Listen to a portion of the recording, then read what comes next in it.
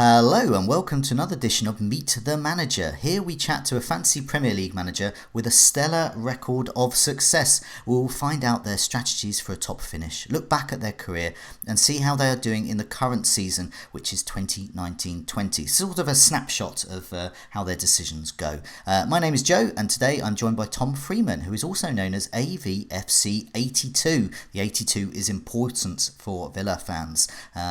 And he is known as that by Fantasy Football Scout regulars as well. So, Tom, welcome. How are you? Hi, Joe. Yeah, good. Thanks for having me on. Good to be here. Yeah, no, it's a pleasure to have you on. It's always good to meet managers like yourself. Now, you're involved in Fantasy Football Scout as well as a pro pundit and also behind the scenes in some moderating duty.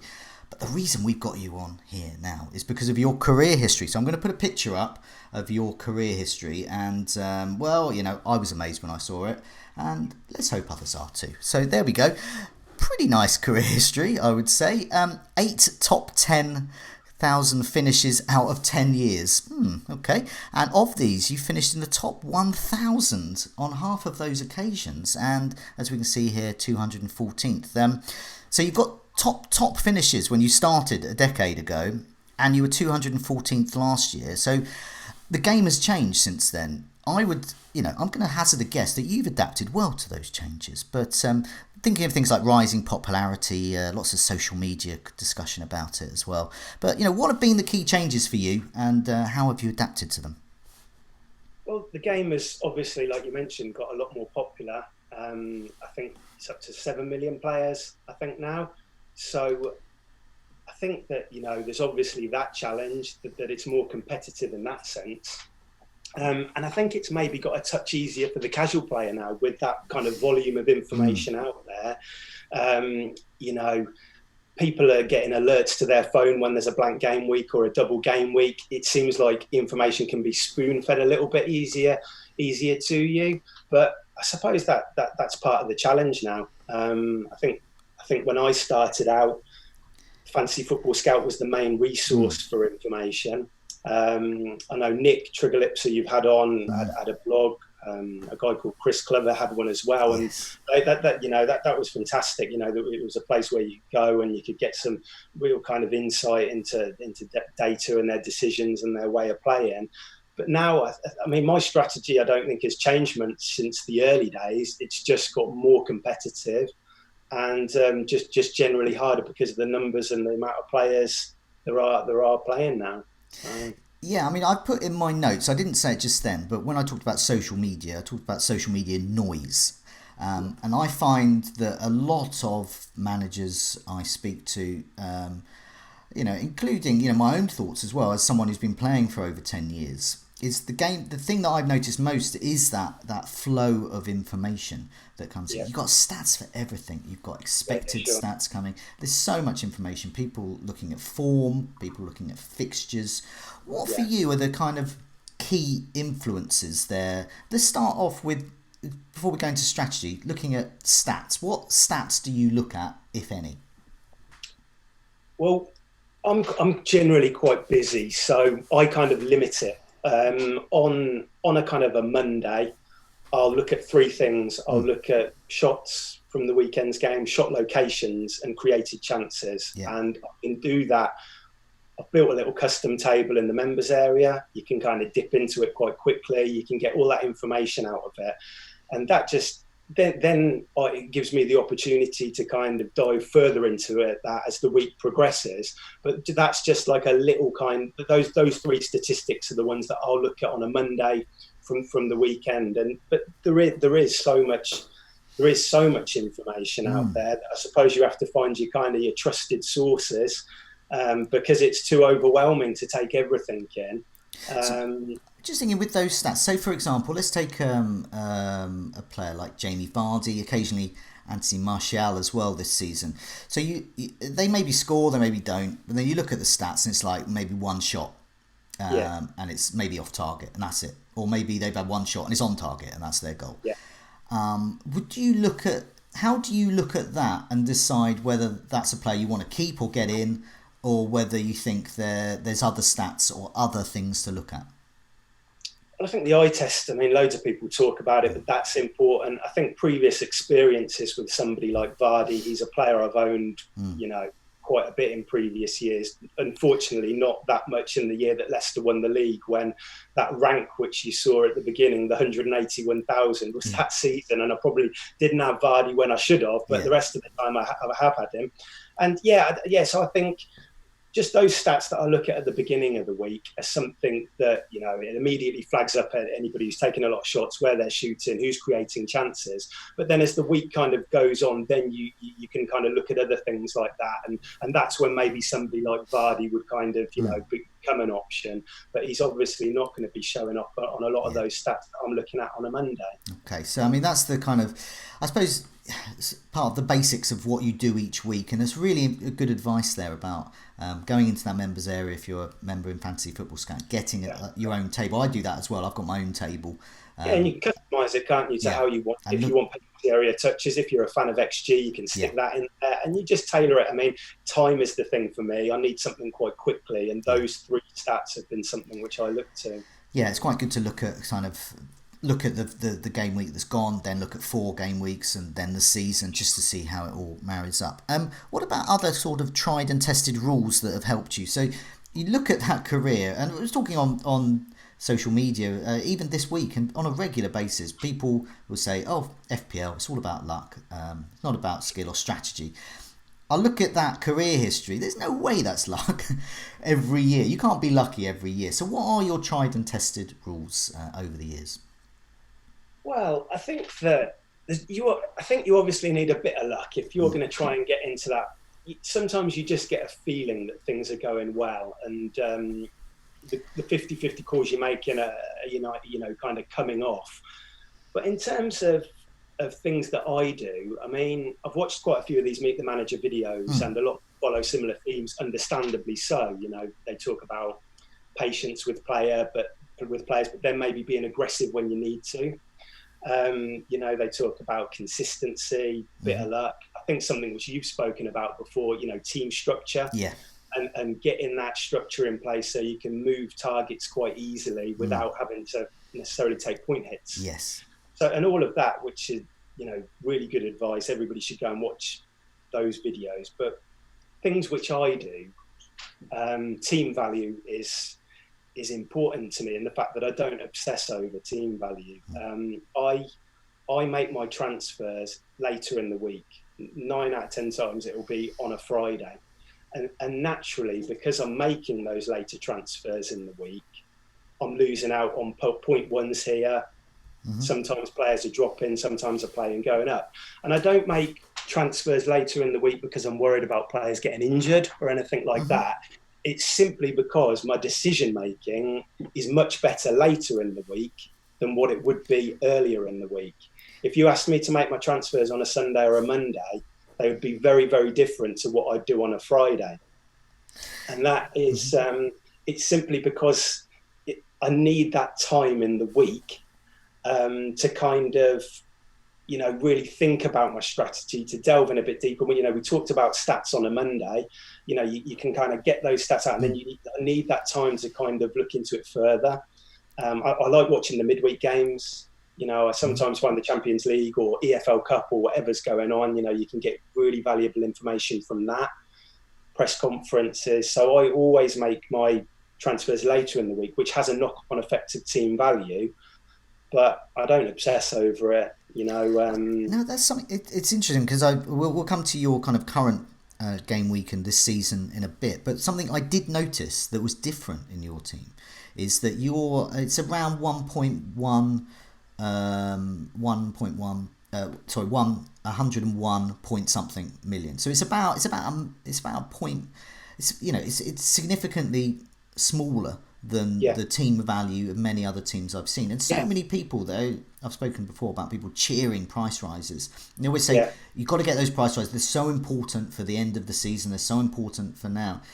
You just prove completely opposite. They're not important at all because you can get the top 1,000 finishes while not looking at team value. So do you find that, how do you resist But I mean, simply because I've done these kind of tests in the past where I've noted what transfers I'd make on a Sunday and a Monday, and then I'll come to a decision on a Friday, and it's just my decision making is better later on in the week. And we talk about it giving you an advantage in that second half of the season when you're playing maybe a wild card or whatever, or a free hit or whatever you're doing. But there's always a solution. There's always a player who's 2 or 3 million less than another player who is either in form or you can see something from watching a game.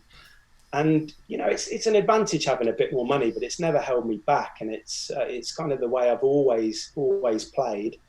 And giving myself time. I mean, earlier this season, I think we had just come off the back of game week 5, and I gave myself a bit of time. I think it was only a Tuesday or Wednesday when I started looking at captain strategy for the next few weeks.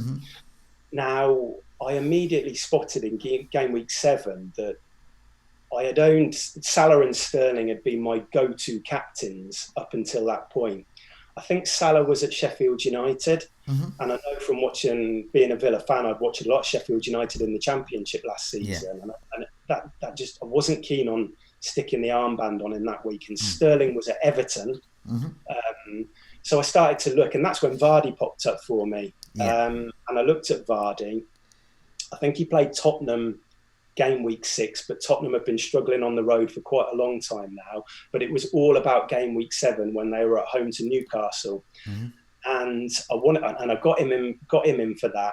And it was because I gave myself that time in the week to kind of really sit down and work on a strategy. If you'd asked me to make that transfer on a Sunday, I wouldn't have had that time to do that.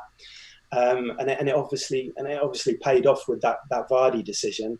And did well for me. But again, I'm not obsessed with losing 0.1s on players. I think David Silva, I went with David Silva over Kevin De Bruyne game week 1 this year. And I don't know if you can remember, but game week 2, City were at home against Spurs. Silva was dropped to the bench. It wasn't that surprising. The same thing happened last year with David Silva in the corresponding fixture. And Kevin De Bruyne, without David Silva in the team, he was almost playing as a second striker. He got a huge haul. Yeah. I come out of game week 2, everybody's on Kevin De Bruyne. I've got David Silva. He's dropping in price, but I thought I've got to give myself more than 2 weeks with this, and I did. I think that David Silva got 3 double-digit hauls in the next 4, and you make that price back. So you've lost 0.1, but you gain 0.1. So if you've got faith in that player, I wouldn't let a price drop dictate what I'm going to do. Give it time. And another player, Mason Greenwood, I've had him since game week 1. I think he's dropped 0.2 now. I'm not going to use a transfer on it. You just got to accept it. You can make money in other areas. And like I say, there's always a solution in that second half of the season, even though I'll be up against managers with probably a couple of million more to spend than me. Another thing we'll talk about a bit later is going for differentials and well-owned players. And so there's a particular player like Mason Mount that we will speak about later, but I just use him as an example because he's a player that you've actually got rid of. You've got in and then you've got rid of. So you've obviously made profit on him over those weeks, and at the same time you've cashed that in. You've cashed that in rather than thinking, oh no, I'm going to lose value on Mason Mount. You've thought, hey, Mason Mount's just made me some money. Is that the way that you think about it when transferring out players that you've made a bit of money on? I think that's interesting because it's that mid-price midfielder position is something where I probably spend the most amount of time looking at it. I love the position. I love the kind of the price point. And with Mason Mount, I'd owned him for a few weeks. He hadn't done much wrong, but again, this goes back to the last point. I had watched the midweek Champions League game against Lille. Mount had just, to me, he looked a little bit tired. Hudson-Odoi had come off the bench, and he kind of changed the game. He got an assist, and it's a position I like to be quite aggressive with. I think you can get away with it because these players aren't going to be widely captained. No. So I think, and I think the majority of my transfers this season, I think I've made 11. I think probably 5 or 6 of them have been these mid-price midfielders. And I started with David Silva. I've moved to Martial. I then went to Mount. I've had Hudson-Odoi. I really wanted Grealish. I wrote a hot topic on it for the site ahead of Brighton, but fixtures put me off post Brighton a little bit. I've got Walcott now, which we'll probably talk about a bit later. And I just feel that you can be quite aggressive. You can have a bit of fun with that position. There's just a lot of options. I mean, I look at it now, and you've got Pulisic, you've got Maddison, you've got Tielemans, Trossard, McNeil. There's just so many options in there, and it's where I focus most of my time probably in the team. I mean, you mentioned trigger lips that we have spoken about, to before in the Meet the Managers series, and something him and myself do a lot is have price points, so it makes it easier to make transfers in and out. Yeah. What you're saying there is a similar theme, but there is a key difference there. It's not so much price points; it's sort of differential points. So you look at your 15 and your starting 11, and you go, right, that slot there, the fourth midfielder. I'm gonna have some fun with that one. But exactly. I'm not gonna have so much fun with the other guys who are well owned, and I want a captain. They can just stay put.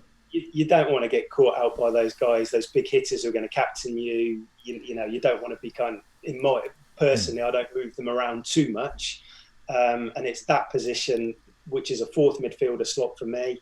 I think I had two of them earlier on in the season. I started the season with Perez at Leicester, like a lot of people did as well. But yeah, it's just a good price point. Like you say, you can have a bit of fun with it. I don't get attached to value. You can be aggressive. Walcott's come in for these 3 fixtures. After Norwich, he's out, and it will be somebody else. Okay, looking at your other tried and tested rules over your career, anything else you want to mention before we talk about hits and chips? Any other tried and tested rules? Something I do in pre-season is I spend quite a bit of time on the newly promoted clubs because I think there's massive amounts of value in them, and I think sometimes there's a misclassification, as we've seen with Lundstram this year, and I think it's worth putting a bit of time into that in pre-season, even if you don't want to start with these newly promoted players game week 1. I think that just having that knowledge so you can move quickly, you can get a bit ahead of the curve with it, because you kind of more general managers out there probably won't have that knowledge of the teams coming up. And we've been lucky. I mean, we had Wolves last year with Doherty, Jimenez, Jota towards the end of the season offered brilliant value. This season we've had Sheffield United and to maybe a lesser extent Villa and Norwich, but even with Villa, McGinn and Grealish have had their moments. Pukki at Norwich, I know he's kind of faded out now, but I think was it game week 2 when he hit his hat-trick, 2 or 3? If you would have gone in with that knowledge about him, then you might have been more inclined to make that move for that Newcastle game at home. And you look at Sheffield United now, and I think have you got the defensive double up, Joe? I have, yeah, and I got that for just to explain why, for a couple of reasons. One is I spend a lot of time on goalkeepers for some reason. I really like to get a goalkeeper pairing, and I tend to get a pairing of 2 goalkeepers I think will get points for me in a good rotation, of which Henderson and Pope is currently a good one. The other reason is because I've got Lundstram, and I was one of those early adopters for him. So, but I'm not sure I want to play him every week, but I like the backup of having Henderson. Is that why you do things like a defensive double up? Is it something it gives you that kind of security blanket if you want to bench one of them, but at the same time, is it a good differential as well? Yeah, I mean, I do like it. I mean, I think with Sheffield United, they've offered, such good value. I mean, I'm not saying they're going to have the best defensive record at the end of the season, but if you can kind of get them in place for a good fixture run, I've been on Henderson and Lundstram since the start of the season. Yeah. And an article I wrote last week, I was actually thinking about a triple up possibly further down the line with either O'Connell or Stevens or something like that. Because I think, you can pick these players up for, Lundstram was 4, Henderson was 4.5 when I got him. Even Stevens now I think is 5.1. There's really good value in those. So if you spot something, if you're watching games, they look defensively solid, then I'm not against a double up or a triple up if the fixtures fall kindly. I think the good advice there as well, something that we've spoken before about Lundstrom, is on Fantasy Football Scout we have the David and Neil do the look religiously at the minutes played and where people are playing in pre-season matches. Sometimes you just get, sometimes it's like the B team effectively, but sometimes you get those gems, and that revealed Lundstrom there. And you mentioned with your own side, Villa as well. Another thing that those like yourself who are watching Villa, about McGinn. He's old news to you. That he makes incredible runs into the box that will take opponents by surprise. That's new to FPL players this season. But exactly, and all you need to do really. I mean, Fantasy Football Scout put up quite a few articles over the summer. And it was great because you got the writer talking about it, but I can remember you spoke to journalists in the local area, you spoke to bloggers. That's where you get a real bit of insight into the clubs. And so you can just jump on Fantasy Football Scout, to be honest, and get a lot of the information. I wrote some hot topics as well on it, which went up. And, you can look at, previews or whatever and just try and get familiar with the manager, the systems they're playing. And just so you've got a bit of knowledge so you can move quickly, really, if you spot something. What about hits? You've only had one hit this season. Is that you tried another tried and tested rule, or do you sometimes you take loads of hits, sometimes you don't? I wouldn't say it's a rule. I mean, I tend to make 3 or 4 a season. That's not many. Yeah, I mean, I think with good planning, you don't need to take hits, but that's not to say sometimes I appreciate that you have to if you're unfortunate with injuries, suspensions, form. So I'm not kind of preaching that kind of, sometimes you have to be adaptable. But it's quite rare I'd make a hit. I mean, I think I made one this year, and it was largely because of Abraham. I think he was leading the captain poll. I didn't go in. I think it was Brighton he was playing at home. And it felt like the kind of game he was hitting some, he was putting up some good numbers, and I wanted him in, but I kind of didn't want to, I didn't captain him that week, but I didn't want to go in knowing that he was going to be so widely captained without him at all. And so I kind of thought that was worth getting him in, and I wanted him anyway. So I made that kind of decision to take a hit, and it's, I don't think he got much. I think he got 2 points that week, but it's those kind of situations where I'm maybe missing a player who I think will do well, and then I'll consider taking a hit. But it's certainly not something I regularly do. No, okay. What about chips as well? You've still got your wild card.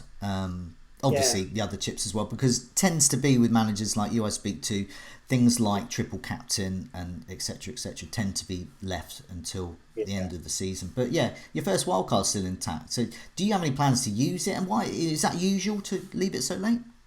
Yeah, I don't normally play it that early. I normally wait till November, unless things are. I mean, that season, which I had a poor season, I played it early that year. Okay.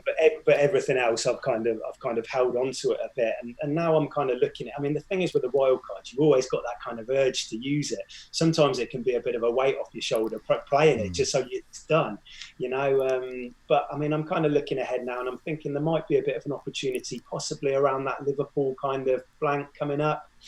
Might be, I know they've got, they're going off to the Club World Championship, so there might be an opportunity there. But I'm not. There's nothing set in stone at the moment. I'll use it when I need to use it.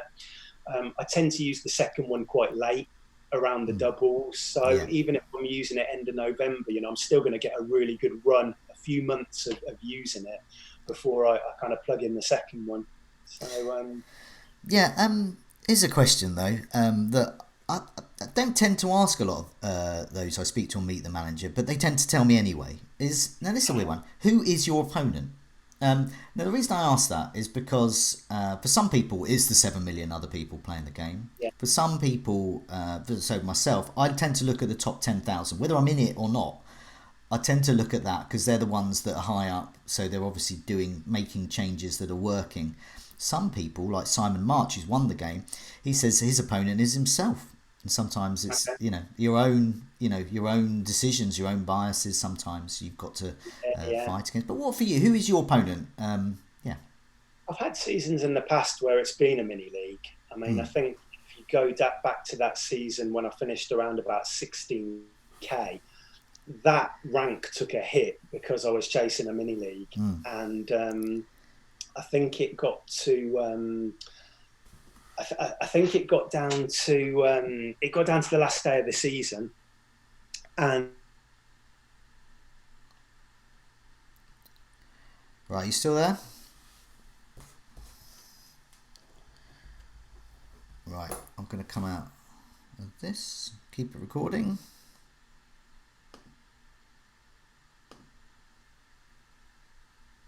Right. Okay.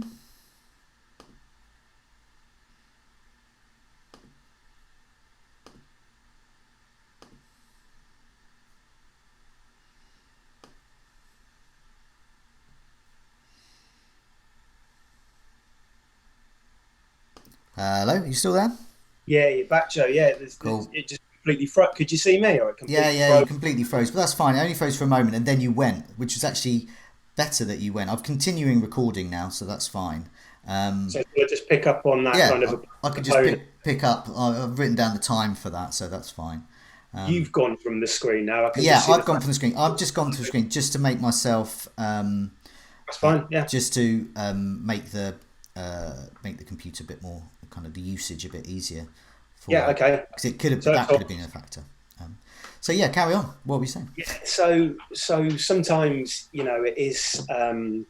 It's chasing a mini league. I think if you go back to that season, I finished 16k. Yeah. I mean, my rank took a hit because I went into the last day of the season. It was quite a competitive mini league I was in, and I wanted some differentials. I'd built a wild card a couple of weeks before um, to kind of go against an opponent. And I think on the last day of the season, I went with Jesus as a captain. The opponent went with Kane. I didn't have him at all, and I think I went into that last day around about 5k. And then, I mean, Jesus scored, but Kane got a double, and the rank took a bit of a hit. So sometimes it can be a mini league, but generally, it's it's trying to set targets. This season, I'm trying for a 6 top 1,000 finish.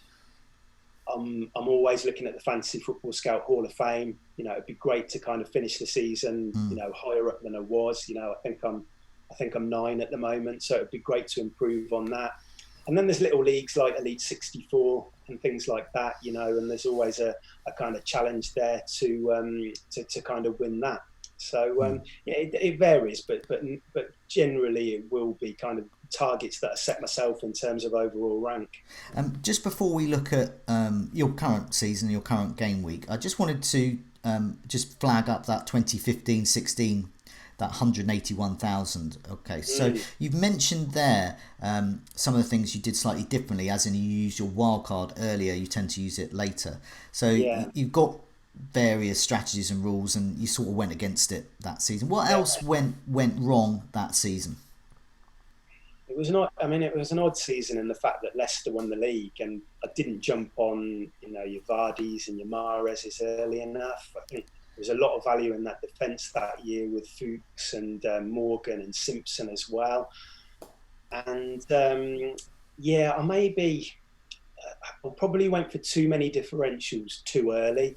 Okay. Trying to claw myself back in, trying to be a bit too clever maybe. I can remember captaining Walcott, funnily enough, in back-to-back game weeks over Christmas, and little things like that. I mean, coming out of that season, I probably learnt the most out of that season than I did out of any season playing.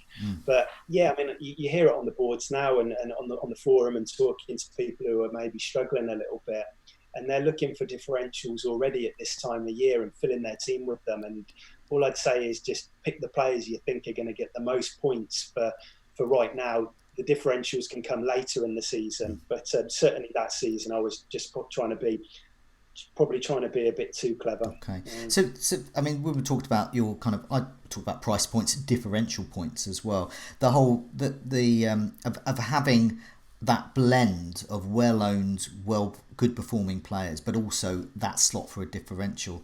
That structure seems to be much more effective for you, because that wasn't something you went for in 2015-16.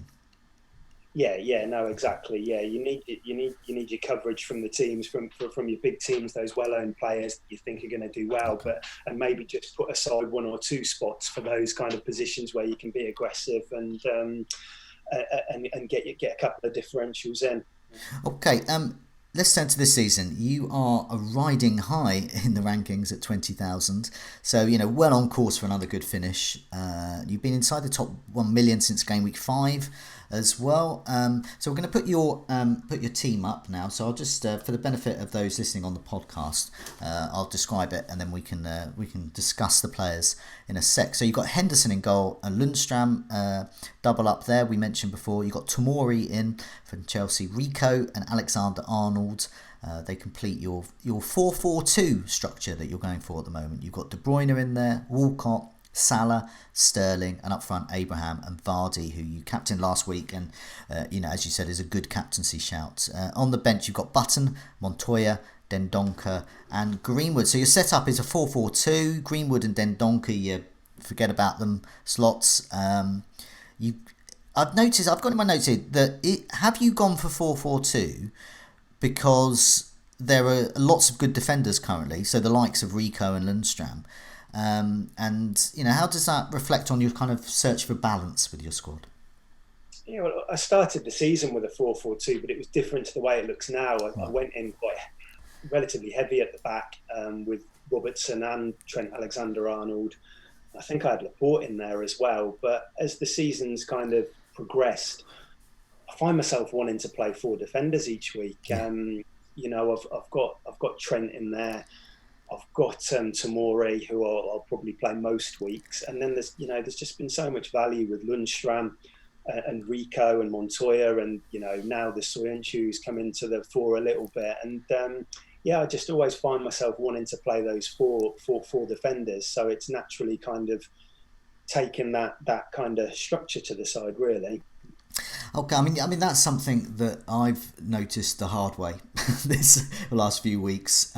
Every week I've benched a defender that has got me points. Rico, Sionchu, others it's been Lundstram. I want to play 4 at the moment. So for me personally, Mount is the one that I'm not bothered with suddenly. Suddenly 4-3-3. So similar strategy there, just obviously a different makeup.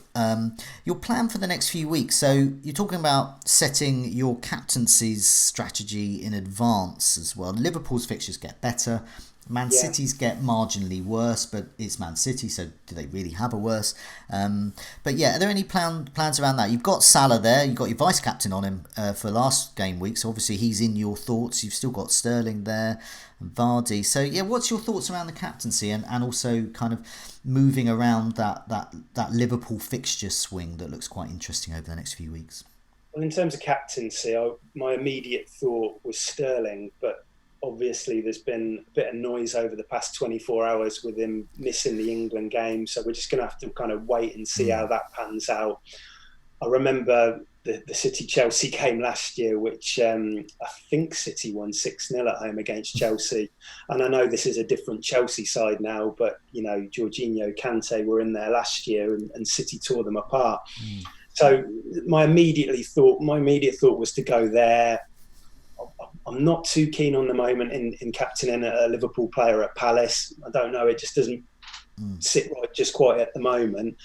So we'll kind of monitor that and then have a look at it. Vardy, I think, is at Brighton. It's a possibility, but at the moment I'm kind of looking towards Man City. I've also got a goalkeeper problem in that Henderson is ineligible to face Man United, his parent club.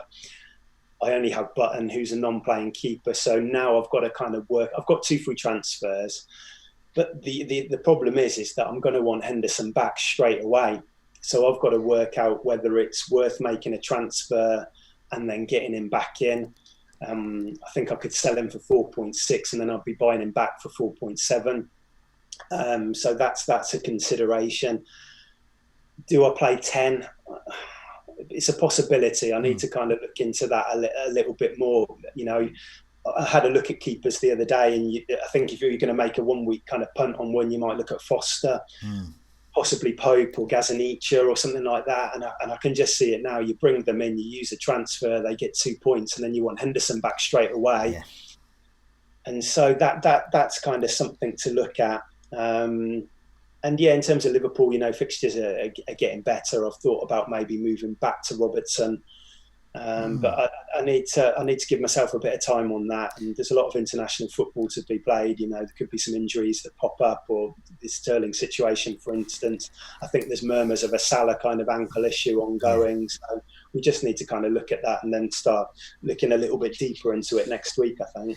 I mean, obviously, there's lots going into that decision, but a lot of managers are thinking of a Liverpool triple up at the moment, either defensive double up and one of Salah Mane, or both Salah and Mane and one of Robertson or Alexander-Arnold. Are you minded to do a triple up, or is that triple up a bit too far for you? No, I could do a triple up. I think that the question that loads of people are asking now is, do you want to do a defensive double up with them and then one of Salah or Mane, or do you just want the one defender like Trent, and then do you want Salah and Mane? Now, there's obviously, if you want that, then it's obviously eating up a lot of your budget, and can you fit a City midfielder in as well, and do you want them? I mean, people might be moving away from that. I personally don't feel comfortable with that.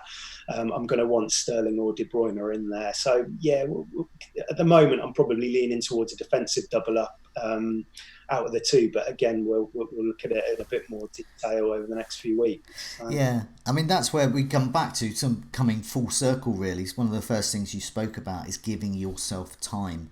And for big decisions like that, especially with ongoing injury issues, maybe other issues involved, with footballing trends as well, you're not sure. You've got to keep your eye on current affairs.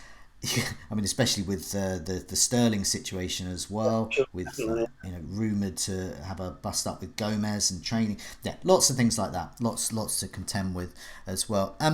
Let's come back to Walcott then. So lots of people are looking at your team. They're looking at your career stream saying, "Why is this guy got Walcott in?" But so fair enough. Yeah, and so I've had a look at your route to Walcott. So yeah, you've got Martial in that role. And then you went to Mount. So Martial went out because he got injured, then to Mount. But then Mount got really well owned. And then he moved to Hudson-Odoi, another good differential. And then Hudson-Odoi was revealed to be not able to compete as effectively with Pulisic for that wing spot there. And then you moved to Walcott as well. So he's actually looking good in the eye test, Walcott. But maybe not the FPL points that we'd all love to see. So yeah, tell me about that, a little bit about why you've gone for Walcott in that. We know why you're going for a differential role, but why Walcott and not, say, McGinn or another? That's an interesting one, because I got in Hudson-Odoi. I think it was ahead of Southampton after that Lille match I'd watched, and I thought that was the time to move. And he did well, to be fair. He got an assist at Southampton, he got an assist against Newcastle and picked up maximum bonus. But then I think the following game he was dropped to the bench after that, and I think Pulisic came in and did quite well. And so again, it goes back to that being quite aggressive, and he was straight out for me. I looked at Grealish. I did a good hot topic on him, which I wanted to move for him, but fixtures, I think he played Brighton at home, but then the fixtures kind of, it was City, it was Liverpool. And so I started looking around for, midfielders, and I went back to that thing where I looked at shots over the past two game weeks before I brought him in, and I looked at shots in the box over that period as well. And Walcott was top. Okay. And so then I started delving in a little bit deeper. He had got man of the match at home against West Ham, I think it was. And Everton in that game had generally looked a lot better. They had gone with Andre Gomez and Tom Davies, I think, in central midfield. And they just generally looked a bit more fluid. They were pressing better. And then there was a midweek EFL Cup game, and Walcott was on the bench for that. He came on at half-time, and again, he changed the game. So it was kind of like the past two games, tie that in with the stats, which should look good. And I knew it was Walcott. I know he comes with inconsistencies, but I was looking for somebody. I couldn't stretch to a Maddison or anything like that. So I looked at Walcott. I looked at those fixtures. He played Tottenham, who he's got a bit of history with, obviously with his Arsenal connections. Then it was Southampton and Norwich, and yeah, I thought I'd roll the dice with it a little bit. I mean, I quite like watching Walcott in terms of his positioning. He always seems to be on the shoulder of the last man. Yeah. He's quite, you know, and I know his final ball kind of lets him down. But I thought he was unlucky against Southampton at the weekend. I think he created a few chances. And look, you know, I'll give him Norwich. That was always the plan, to give him 3 games and then he'll be moved on. And then we'll start to look at maybe going back to a Villa midfielder, maybe Trossard, possibly Tillemans, who I know you've got in your team, and or Maddison or something like that. So there's, you know, there's lots of players you can kind of look at there. But yeah, you know, I know a lot of people kind of criticise the move, but you know, if stats and fixtures align, and you can have a bit of fun with it. I'm not bothered about what people are saying about it. We'll see how it goes. I think it's really interesting. I think it's something that we haven't had on the Meet the Manager series before. Obviously, someone being absolutely gung-ho about Walcott for a while, but it's also just the fact that it's just going for that differential point. You mentioned that I've got Tielemans in that role, and you also mentioned Trossard there. So I've got in the back of my mind that role could be Trossard, because I like that. I've got in mind it could be Grealish when he comes back from injury. It could be McGinn. And I think that from what you're saying as well, it sounded important that you've got a few candidates there. So it's not just Walcott. It's like, it goes back to that price point. It's such a good price point. There's so much value to be had there, and yeah, you can kind of try and get ahead of people a little bit with some good picks, I think. So. Yeah, no, interesting. I like that, and we don't see a lot of 4-4-2 setups, but your one clearly works, and it's working for this season. But just before we go, I just wanted to mention the members area, that you talked about some of the pre-season stuff in there as well, and the importance of getting like a table, and that's something I have as well, and I find it very useful because it's something really quickly on a Monday you can have a look at and go, right, who actually, you know, what story's being told there? What has the eye test not told me? And it gives a rounder picture. But just finally, was there anything else you wanted to add, or to anything else that I haven't asked about and you're dying to tell people?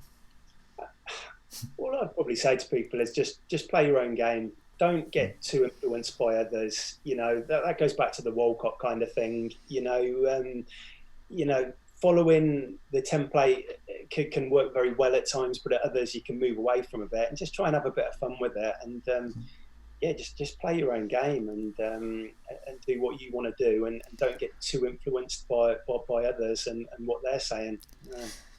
Good advice. Tom, good luck with the next game week. Good luck in your search for yet another top finish this season. Thanks so much for joining me. Goodbye, Tom. Great. Thanks, Joe. See you soon.